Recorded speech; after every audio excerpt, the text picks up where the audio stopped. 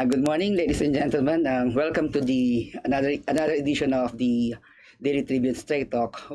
Today's guest is the president of the Worldwide Maritime Operations Center, who is responsible for providing alternative for Filipino seafarers, and Miss Rachelle Orquiza. And also joining us is our senior desk editor, Miss Trina Orquiza. Maybe you're both you're late. Yeah. In some ways. Yeah, in some ways, yeah. Yeah. So, Rachel, can you tell us about WMOC, and why did you put up this company? Okay, before anything else, thank you for having us, and good morning to everyone. So basically, WMOC Documentation Services, which stands for Worldwide Maritime Operations Company. We started at first in 2007 as providing onboard security for vessels transiting to high-risk area, and then after a few years, when I came back here in the Philippines, so we put up this company. After that, we decided to, of course, to get also the different kinds of services that we can provide for the shipping community. Basically, our company deals with manning companies, manning agencies, ship management companies. So we decided to provide documentation services. Not only that, right now we have our the newest services that we're offering, which is the cadetship program and cruise training program for HRM who wants to be board in cruise line. Okay. So basically, our company is more on documentations, and we are liaising all the documentations of uh, Panama, Marshall, Liberia, and Malta. That is the four countries is one of the largest fleets worldwide, especially Panama. Okay. So, what has been the response so far upon the creation of WMOC? Has there been an influx of those who have been applying for licenses and documentation? Actually, within our part, we are helping those manning companies to ease their workload. Okay. Since that we are directly applying in Panama Maritime Authority together with the help of Panama Embassy here in Manila. So we are giving them much more faster, much more smooth transaction for issuing CTs and endorsements for the seafarers. For example, the seafarers needs to be leave by tonight or by tomorrow, since they have already a plane ticket. So we will be able to process their license within the day or a couple of hours lang. So much faster. Yeah, much more faster kasi it's very crucial for seafarers not to bring that documents before being boarded by Panamanian vessel, Marshall Island, Liberia, or Malta. Kasi magkakaroon sila ng problema dun especially if there will be an audit Yeah. in the vessel. So aside from faster and smoother processing of their papers, ano pa yung mga benefits itong documentation and upskilling of the seafarers with your new training programs? How would that benefit the Filipino seafarers in the light of yung mga issues ngayon, yung mga IMO whitelist, EMSA, etc.? Okay. Actually, that's one thing na gusto namin mabigyan, especially ang mga about to graduate na mga estudyante na taking up maritime courses. Kasi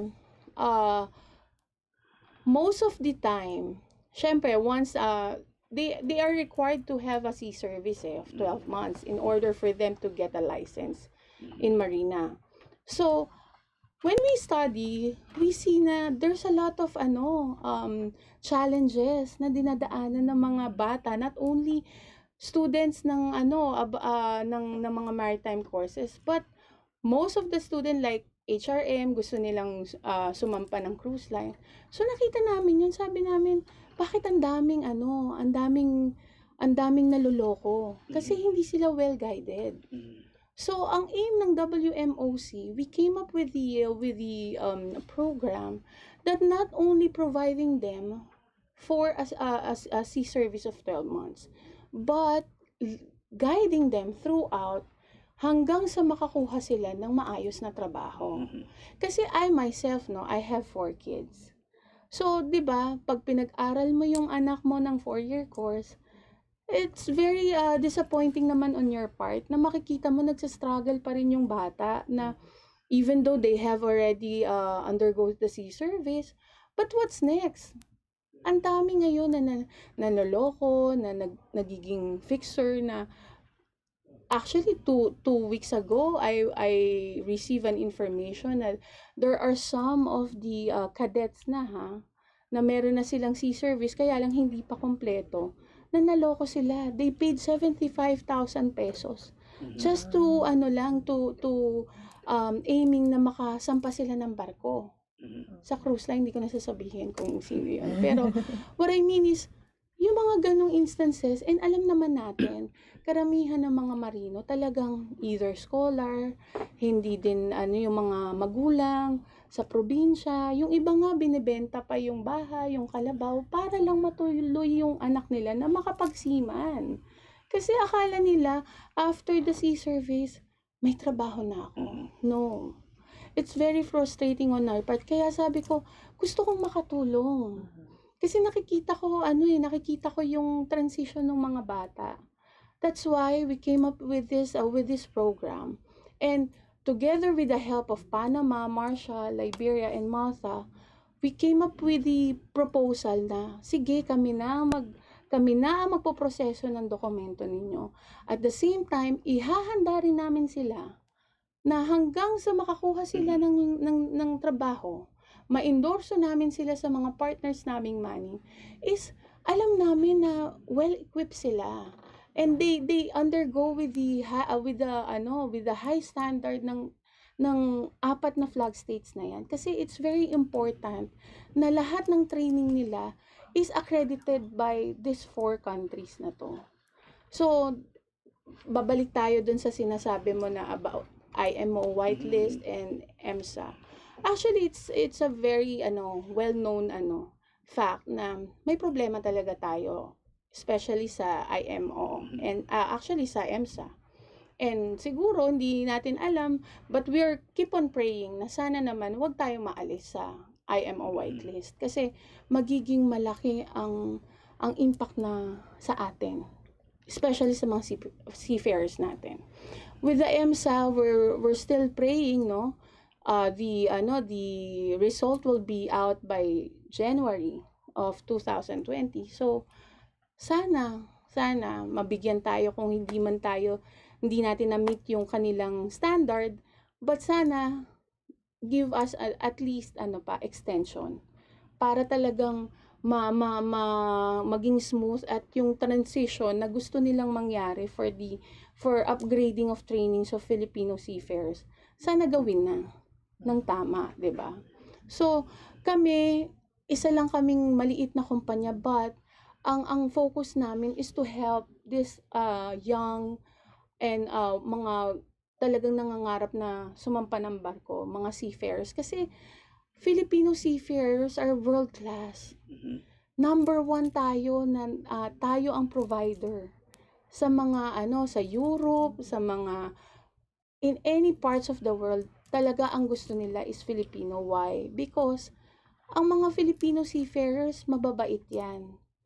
In terms of sa trabaho, hindi marunong magreklamo. At saka tayo mga Pilipino, masisipag tayo 'di ba? Yung agreement mo with the Panamanian flag state, Marshall Islands, Liberia, and Malta flag state. So when you process the documentation and their licenses, will that facilitate din yung pagsampa ng mga ng mga Filipino seafarers sa mga barko na carrying these flags? Actually, we are for those four flag states, no. Depende yan sa manning company kung saan namin sila i-endorse. We endorse kasi ang program namin is after the kanilang yung kanilang onboard sa barko, after 12 months yung sea service nila, then we will liaise them to get a license. Then mamimili ang bata, saan mo ba gustong barko? Sumakay, Oo. Like we have Panama, we have Marshall, we have Liberia and Malta. So pagka sinabi ng bata na, "Ma'am, gusto ko po sa Panama, gusto ko po sa Marshall, gusto ko po sa," doon namin sila ide-direct sa mga partners naming manning company. Again kasi there's a lot of inquiries sa amin na "Ma'am, pwede po ba kami magpapasampa kami?" No. Hindi kami recruitment agency. We are just in totality, kasama lang sa package namin yung i-endorse namin. Wala kaming placement fee dito o whatsoever. Kini-clear ko yan Kasi hindi kami recruitment or placement agency, no. We are just helping those seafarers na siguradong makakakuha silang trabaho. Since that our company, we have partnership in different mining companies. Not only here in the Philippines, as well in abroad. So, ako every time I go outside the country, no, and having some meetings with ship owners, principal, talagang ako as a Filipino, I'm so proud na, okay, mag-exchange deal tayo, ex-deal tayo, just make it sure that you will be getting a Filipino crew. Kasi ang aim natin dito is matulungan natin sila na makahanap ng maayos na trabaho, especially yung mga kadete. Kasi yes. So how has been the awareness so far of WMOC? Kasi you mentioned about yung mga illegal recruiters, ganyan. Has there been an information campaign that already offers WMOC services dun sa mga seafarers?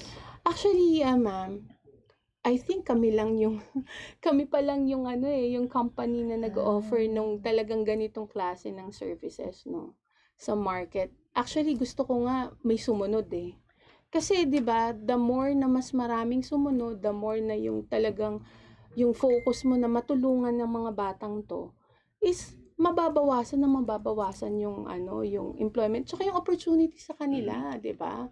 So ang akin lang is kaya nga ako with the help of course yung mga friends natin sa media, we are knocking at your doors na sana marinig to ng mga seafarers, mga manning companies. And right now we are having some partnership with different schools, with maritime courses and HRM. So, meron na kaming some partnership with different schools, and not only here but also in abroad. But first, ang priority namin is Filipino seafarers muna. Kasi actually sa ibang bansa, yung mga foreigners, yun din ang problema nila. So right now, step by step, no, talagang inaayos namin. Gusto namin maging smooth, yung maging smooth yung flow. And we're so happy that this coming August, we have already a pilot students na magsisimula sa amin. Yun yung very first cadets na iti-train namin and papasok dito sa program na to, na magsa-start sila, and we will be liaising them until the end hanggang makakuha sila ng ma-endorso namin sila sa mga money. Yung training na to that you will pilot test, is this in line with upskilling or upgrading the skills ng mga Filipino seafarers so that they can meet the standards of EMSA and the IMO? Actually, ang lahat ng partnership, we have partnership from different manning companies. Different training centers. I'm sorry for that. Different training centers na accredited ng mga flag states na to, especially Panama. We're very happy to announce that we have already the first training centers na inaccredit nila. So pag sinabi mong inaccredit ka ng isang flag state, isang flag registry, meaning to say, yung kanilang standard, yung gusto nila na ma-acquire ng mga crew nila, nasasampa doon sa barko nila, which is rehistrado doon sa either Panama, Marshall, Liberia, or Malta, yun yung standard na gusto nila. So, meron silang may ceiling sila dyan. So, ino-audit yan in order for you to be accredited, itong mga training centers na to. All the way, kung saan country yan, kung Panama, magpa-fly sila dito, yung auditor mismo, at i-audit sila. Ganun kahigpit. So, we can assure you that this students or this kadete will undergo with the rigid training talaga na binibigay ng mga training centers na partners namin. Just to mention, that is Exact, Meridian, and SIMS. So, sila pa lang for Panama, sila pa lang yung accredited dito. But that is one good thing na makikita mo if ever Panama will decide to have the issue to a license to Filipino seafarers. Pagka nagkaroon tayo ng problema sa EMSA, is madali na kasi may assessment na. Yung training na nakuha nila dito sa 3 training center na to, maia-apply nila. So makakapasa sila sa assessment. Kasi ang pagkukuha ng lisensya ng isang marino, parang kinukuha mo sa marina eh. Mag-e-exam ka, i-assess ka, magte-training ka, para makakuha ka, ipapasa mo. Ngayon, yun hindi lang yung kumuha ka lang ng training o bibigyan na kita ng no. So ito talagang very matikulosong proseso.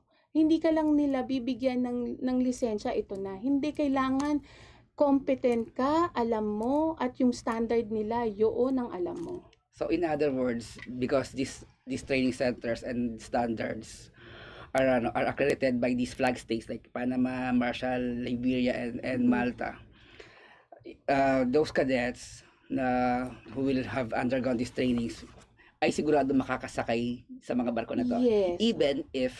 Even if magkaroon ng problema sa EMSA or IMO, will have alternatives. Actually, there's a plan B. Actually, like we are coordinating with Panama, and we are also coordinating with Belgium, na they want to have the opportunity to give a license, a COC or COP, a license to those Filipino seafarers. Kaya lang under process pa yan, sir.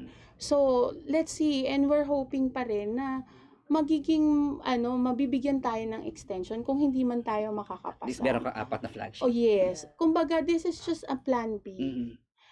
Ngayon, ang ginagawa lang namin, syempre, kailangan naming ligawan tong mga flag state na to na tulungan nyo naman kami. If ever, meron na tayong alternative, hindi yung pagkabaksak pa lang ng EMSA ng desisyon, anong gagawin natin, di ba? Yes, kasi there's a lot, I have a lot of clients which is European ship owners talaga. Nalulungkot ako kasi one time we had a meeting and sinabi nila, Rachel, we cannot do something about it. If we will be knowing the result of EMSA and sabihin nila na hindi tayo nakapasa, wala kami magagawa, hindi na kami pwedeng kumuha ng Pilipino. So ang gagawin namin, kukuha kami ng ibang nationality, which is they are choosing Sri Lankan and Bangladesh. I'm not saying pero sobrang kahit kanino mo tanungin, ang mga Pilipino talagang ibang magtrabaho sa barko. Sino ba yung second biggest threat natin? Kasi the Filipino seafarers comprise of 1/3 of the seafarers population. Yeah. So, sino yung second Actually, natin? based on BIMCO before, pero hindi ako naniniwala, ganun no? Konting-konti lang yung difference. Ang sinasabi nila, number 1 provider is China. And then number 2 is Filipino. Pero in totality kasi dun sa stat na nakuha namin, number one talaga Filipino. Pero ang threat natin dyan is China. Yung mga Chinese. Sa lahat, no? Sa lahat, Chinese Sila, talaga. no? So, kasi yun nga ako, I do believe, no, in this country, it's a matter of how you help the industry.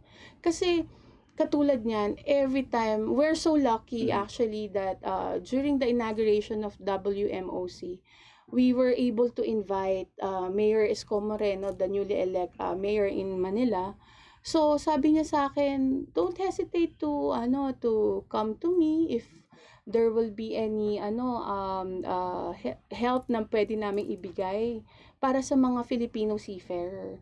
Ngayon, we will be having a courtesy call with him, with the mayor, by next week, and we will proposing some plans na baka pwede naman nila tulungan ng mga Filipino seafarers natin. Kung makikita mo yung mga yung mga marino natin, 'di ba? Sa Kalaw nakalakihan na natin 'yan na nandoon sila. I myself parang 'di ba, init ulan. Ako gusto ko meron silang maayos lang na kahit papano na upuan, 'di ba? Na meron silang ito yung Seafarers Lounge dito na lahat ng mga naghahanap ng trabaho, nagbabaka sakali, 'di ba? Meron silang maayos na So ano pa yung proposal mo sa Manila? How can the city of Manila help the seafarers? Actually, marami. Pero it's up to, that's one lang yung isa sa mga but I'm not in the position kasi to discuss that. Maraming person na dapat talagang mag-coordinate saan kay mayor. Kumbaga, ang nakikita ko lang, kami lang yung magiging tulay. Para naman at least makita din ni mayor kung ano talaga yung kailangan ng mga Filipino seafarers. Kasi majority ng manning is situated in Manila. Okay. Is there any plan to expand the services? Like go to other schools of credit or to expand services pa further? Actually, we have some plans already. So, isa sa mga plans ng company, ng WMOC is, if ever that by next year, hopefully in God's will na, to provide a training vessel. That's So, nice. yung not only for marine courses, but also for HRM na the students will just want to be employed by a cruise ship, yung mga tipong ganun, but we will be having a program na baka pwede natin gawing parang luxury cruise, yung local cruise dito sa Philippines, since that we have a lot of tourist spots. Yun yung mga isa sa mga roadmap namin na plans namin for long term. Pero sa ngayon, syempre, alam naman natin it involves a huge amount of money to have that, no? Pero hopefully, sana matulungan din tayo ng mga nasa government, like I know Senator Manny Pacquiao.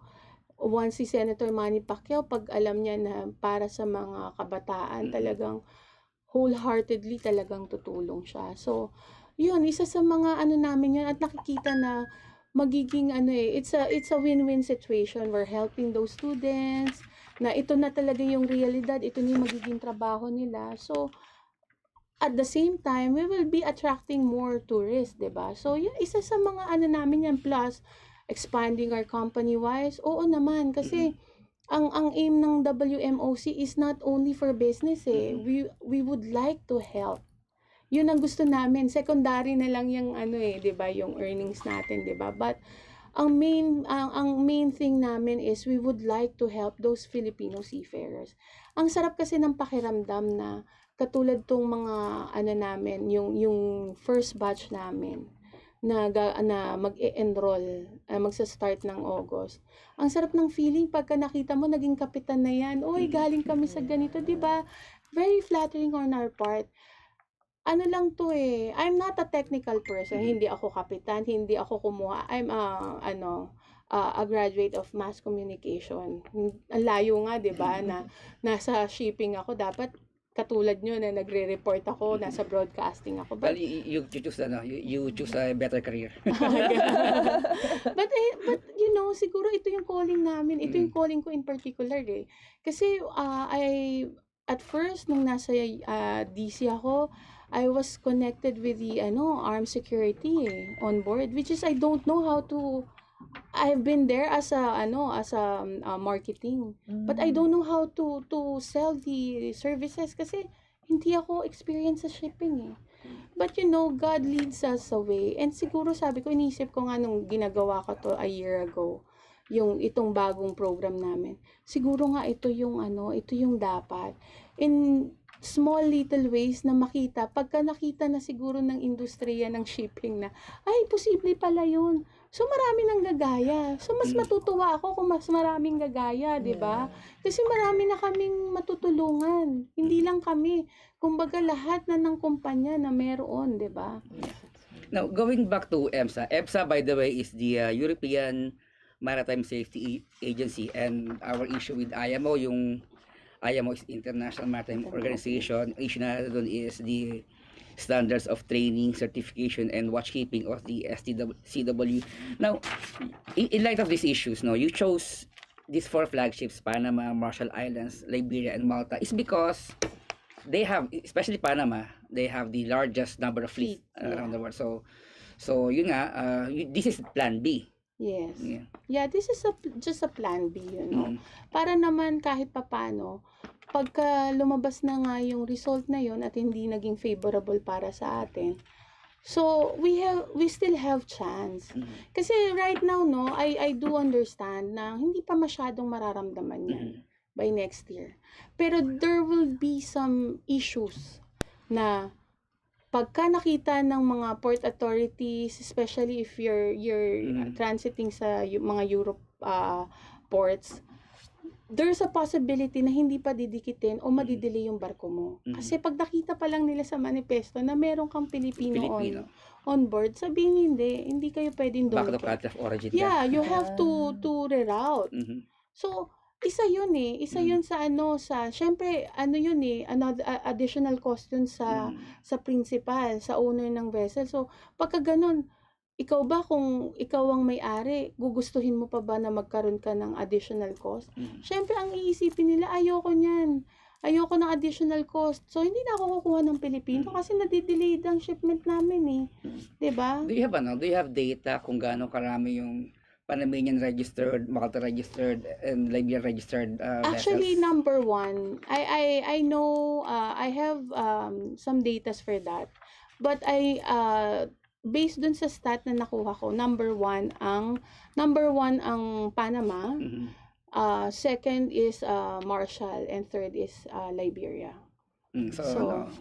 So talagang even though Panama ang Panama kayang-kayang suportahan ng mga Pilipino talaga. With those 4 flag states, alam mo pag lahat we can go with the European hindi natin mararamdaman yung problema na yan So by the time na halimbawa maaayos na ng marina yan is continuous, 'di ba? And ito naman wala namang problema doon if ever this Filipino will be handling a second license. For example, Panama, Marshall, or Liberia and Malta. Pwedeng sabay-sabay. Yeah, kasi ang mangyayari diyan pagka hindi tayo nakapasa sa EMSA. So parang useless na yung lisensya natin sa marina. So, chances are, maliit yung chance natin na makuha pa tayo ng especially mga European owners. So, tayo, nagiging lang tayo, kumbaga, flexible. Yung term, that's the right term na maging flexible ang mga Filipino seafarers. Kung what if, 'di ba? Dapat maging ahead tayo na mag-isip na paano kung halimbawa ganito ang mangyari, hindi maging favorable sa atin. At least there are some flag states na willing tayong tulungan. And these 4 flag states na to will be our saving glory. Na willing sila, we're so happy na very accommodating sila sa amin. Lahat ng inquiry namin, lahat ng suggestions, pinakikinggan nila. Kaya nga, right now, sabi ko, ang hirap pala na nasimulan ko na ganun, na ang dami kong questions, and then nung nilalatag ko na sa kanila, ang dami na nilang questions, naging interesado na sila. Which is, that is a good sign. So, meaning to say, may pag-asa And how were you tayo. able to get this four flags state say yes to you? Yeah. Actually, yan, siguro they've been with us, being partner with them for almost 5 years. And they see our commitment talaga. Alam mo, siguro lang ako kasi even though that I'm the owner of WMOC, I personally go to those clients and to those offices ng apat na flag states na yan. Ako mismo, I personally fix everything, documentations namin, yung permits namin, lahat. So alam nila every time na yan, we have some talks, so alam nila, nakikita nila yung view ko. So okay to na nakikita nila na there are some plans na which is nakakatulong, benefit sa kanila at magiging benefit din para sa mga Filipino seafarers. So, I guess siguro doon, especially our clients, majority of clients of WMOC are Japanese. Japanese, Singaporeans, Malaysians. So, nakikita nila we've been partners for several years. These partners are the mining agencies. Mining agencies. That are flying Panamanian registered vessels. Registered in Panama, Marshall. Yan, yung apat na flag state na yan. And we're so lucky kasi itong mga clients namin, they are very supportive. They are very understanding na lahat. Kami naman, we're very happy and we are very confident na talagang for those past years, WMOC is, kumbaga, giving them a very, very excellent service. Quality of service talaga. So, industry-wide, what are the industry's appeal to Marina? So that kahit na meron tayong alternatives in these four flagships, that we can still be included in the IMO whitelist, and we will not the EMSA decision will be favorable to us. Actually, in my own opinion, I'm just talking in my as an industry insider, as a one of the inclusion sa shipping industry. But for me, I know that Marina is doing their job. But the thing is, siguro kailangan lang natin magkaroon ng extra effort. And also appealing to the government na we really appreciate yung mga help na ginagawa ng government. But for me is nakukulangan ako. Nakukulangan ako in a sense na Filipino seafarers is one of the contributor of our dollar remittance. That is about 35% of dollar remittance buwan-buwan, 'di ba? So if you're going to analyze that, napakalaki. Pag sa kanila galing mataas. Yes, and we are based sa POEA, we are providing 26% globally ng mga seafarers. Napakalaki nun. Napakalaking porsyento yun. So, sana bigyan ng importansya ang mga marina natin, 'di ba? Like for example, 'di ba? Ano ba ang yung welfare sa naiintindihan ko ang marina, naiintindihan ko ang gobyerno, pero sana bigyan natin sila ng konti pang importansya in a sense na naman sila yung welfare nila, welfare ng mga Filipino seafarers, welfare ng mga pamilya ng mga marino, 'di ba? Kasi kung tutuusin, kulang na kulang. If you're going to see actually meron kaming in-interview ito lang a short introduction lang na I have one friend which is a producer. Then one time, we had a coffee. Yung coffee namin, inabot kami ng 2 o'clock. Just to discuss, what is a Filipino seafarer? Ano ba ang mga marino natin?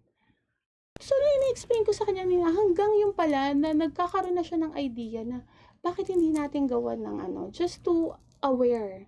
Kasi nga, we are, yung mga indie films, 'di ba? Meron tayo yung mga about nurses, 'di ba? Teachers, mga ganyan. Pero kahit kailan wala tayong about seafarers. About marino. Yeah, appealing to movie producers. Yeah, 'di ba? Hindi, actually, kung makikita niyo lang ang life story ng isang marino.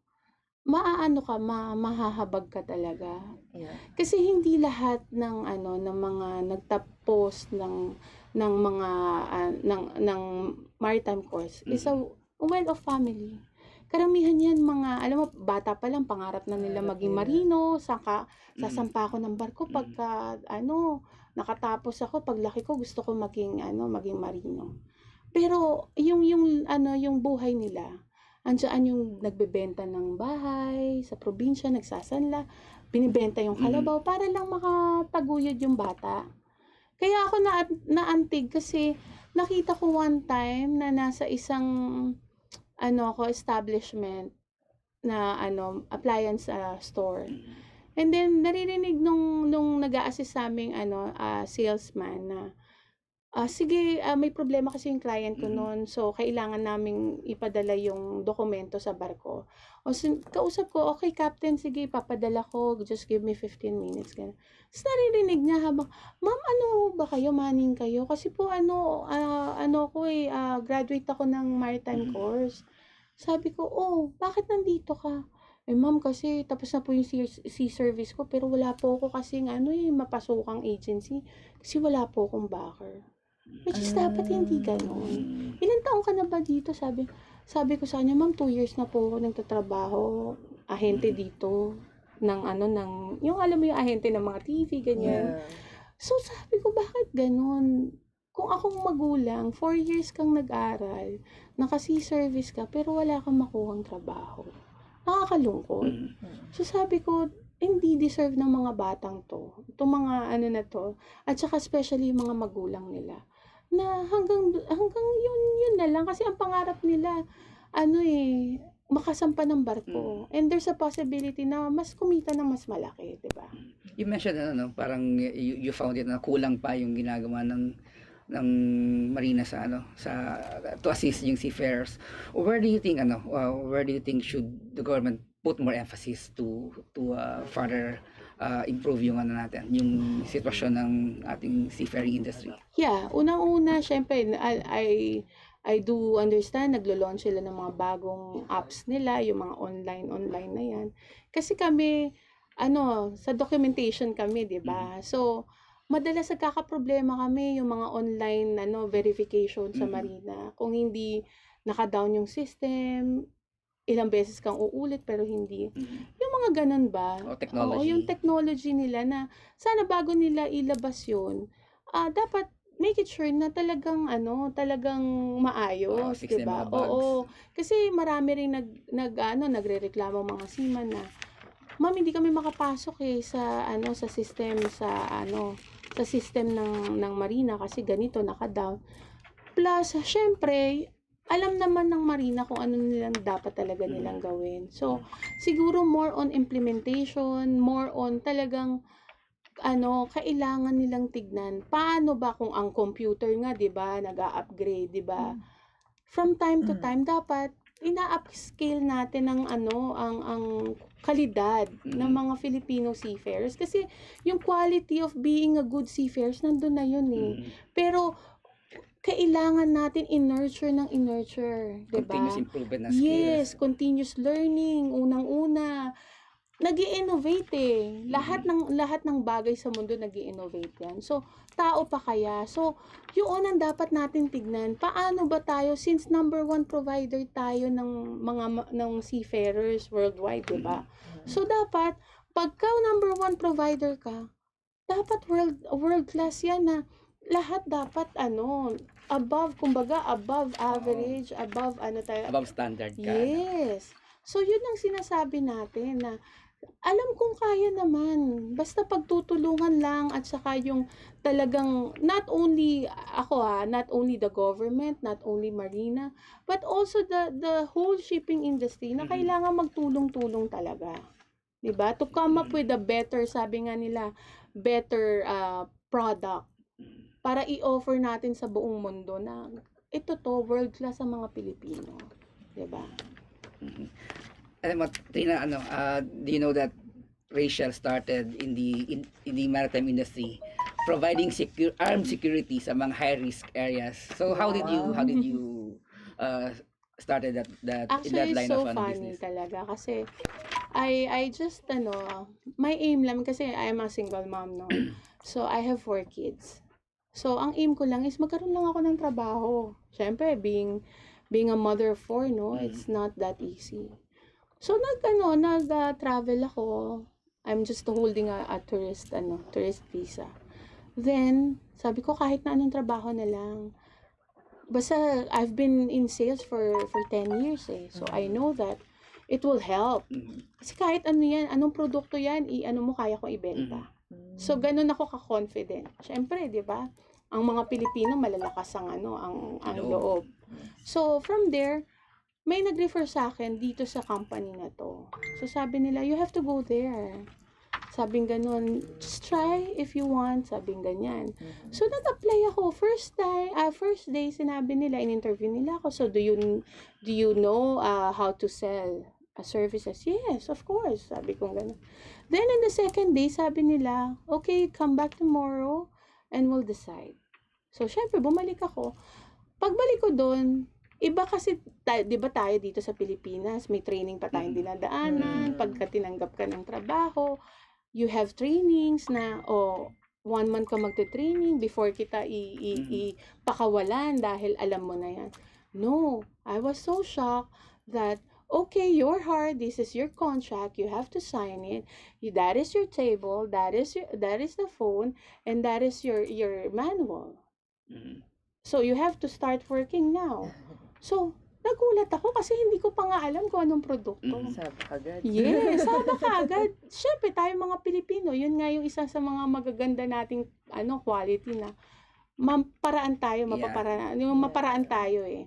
So, binasa ko, pero hindi ako marunong, hindi ko alam yung mga coordinates na yan, yung north, south, gano'n, hindi talaga, my gosh, God knows. Sabi ko, oh my God, hindi ko alam to. Basta ang alam ko lang, yung anti-piracy, ganyan. Yung mga pirata sa Somalia, ginugel ko lahat yan. Sabi ko, my God, may ganito pala. Kasi I'm not aware of that. So, pinag-aralan ko yan. Kasi ako as a person, every time I'm doing, I'm been employed in one company, no? Meron akong target. Sabi ko, if I will not be effective on this, job, I'm giving myself like 3 months. Pag walang nangyari, I have to look for another one. So, siga naman hindi ako pinapabayaan. So, first month nakakuha ako. And I was so lucky kasi there is one company, mining company, which is based here in the Philippines, na napirata yung barko nila. But the ship management was situated in Japan. So, sabi sa akin, you have to call this person, yung CSO, which is a captain. Eh, syempre, pagka nandun ka, dun sa company na yun, bawal kang magsalita na Pilipino ka eh. So, kailangan tuwang-tuwang dahil ang mga kasama puro puti. So, pag Asian ka, anong ginagawa niya? Yung mga ganyan. So, to cut the story short, nakuha ko yung kapitan na yon. So, binigyan nila ako, since napirata sila, they know.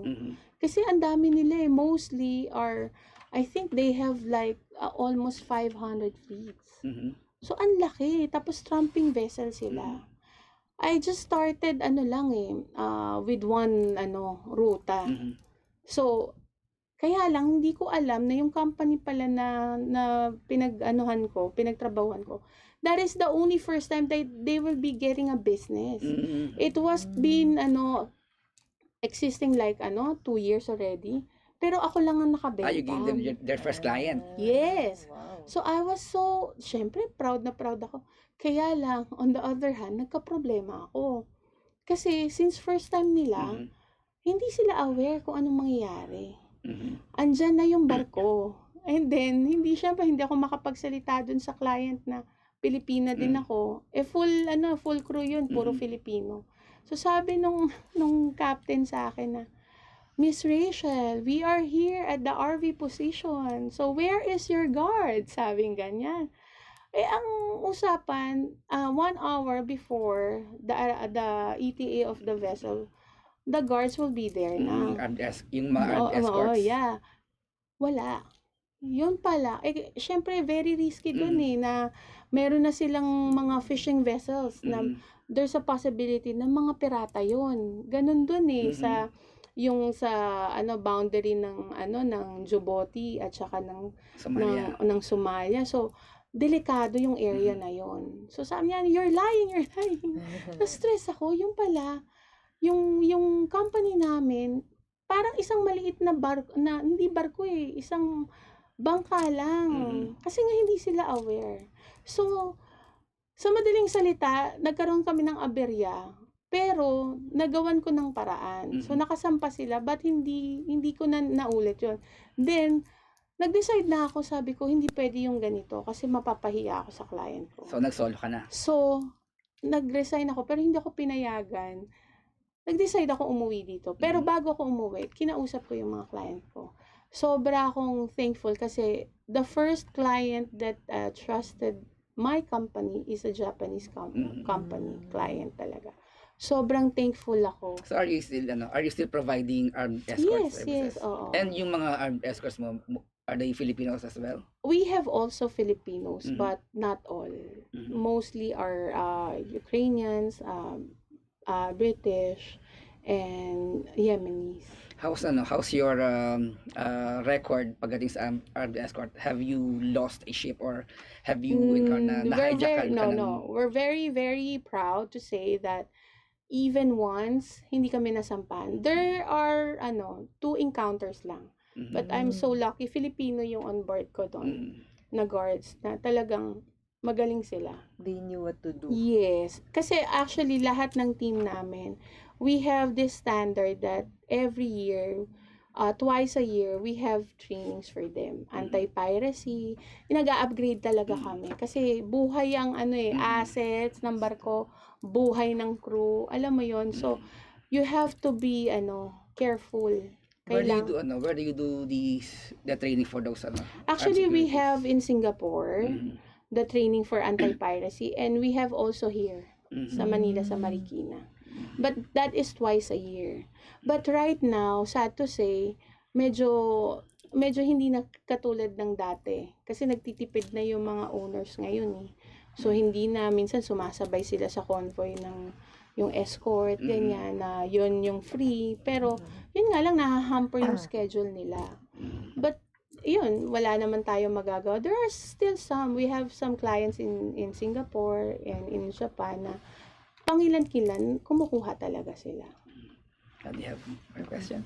Any other plans, like in the next 5 years? What do you see the WMOC doing? I can see for the next 5 years, ang plan ng WMOC is to provide more opportunities for Filipino seafarers, accreditation of schools, and then accreditation of maritime training centers to uplift them, to uplift the level of yung quality of training as well. Kasi magandang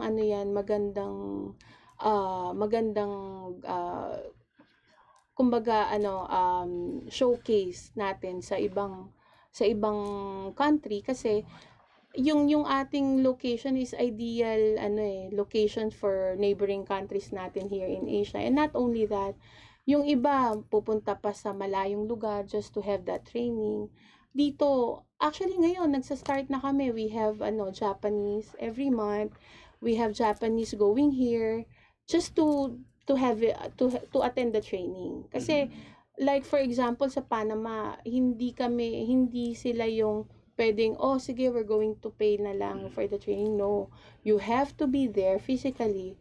You have to fly here just to attend the training. So, we have that kind of clients as well. So, nakikita ko yon na mas maraming opportunities, especially for Filipino seafarers. And marami na tayong natulungan ng mga estudyante, mga kadete na nakasampa na, alam mo yon, having their job na, kumikita na sila ng maayos. Yun lang naman, and hopefully talaga we have this training vessel na ikakabit natin sa Department of Tourism as a local cruise. So yun talaga, pag nagawa natin yan, my God, I can see na our country Yeah, will about be, about magkaroon tayo ng sarili nating cruise, ano, cruise oo. ships. Alam mo, napakaganda ng ano natin, napakaganda ng mga tourist spots natin dito compare sa abroad. So, ayun lang eh, talagang at least additional income, additional, alam mo yon yung mga tourist natin, na magiging well-known na naman tayo. Alam naman natin na maganda talaga ang tourist spots dito, especially Boracay, Palawan, no? Pero hindi natin masyadong nai-highlight yun. So, sana man lang, 'di ba, na magkaroon tayo ng parang local cruise na at least nakikita nila at a very low cost. Yun yung aim natin, 'di ba? So, yun yung isa sa mga ano natin, and hopefully, no, talagang maging reality yan. Yeah, gagawin naman namin lahat ng paraan para at least lahat tayo, lahat ng mga kababayan natin maging happy.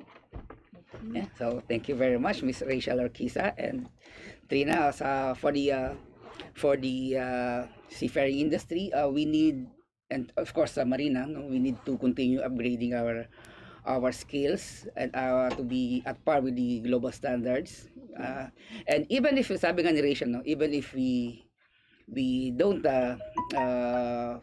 pass the EMSA standards and we are not included in the IMO whitelist, we have the alternative. We have the plan B, from these 4 flagships: Panamanian flag, Marshall Islands, Liberia, and Malta. So don't worry, we're in good hands, mga seafarers, mga Pilipino, ano. Magagawa natin ng paraan yan. Yes. Hindi tayo papayag na ano tayo, mali-left out. Yeah. Okay, thank you very much. Thank you very much, Rachel. Thank you very much for having us. So, this opportunity, I hope that all the seafarers, schools will watch this, and they will be having the idea that we are here to help those students, to help those cadets, and all the Filipino seafarers. Yeah, continue with your advocacy. Thank you Yes. so much. Thank you. Thank you. Thank you. Thank you.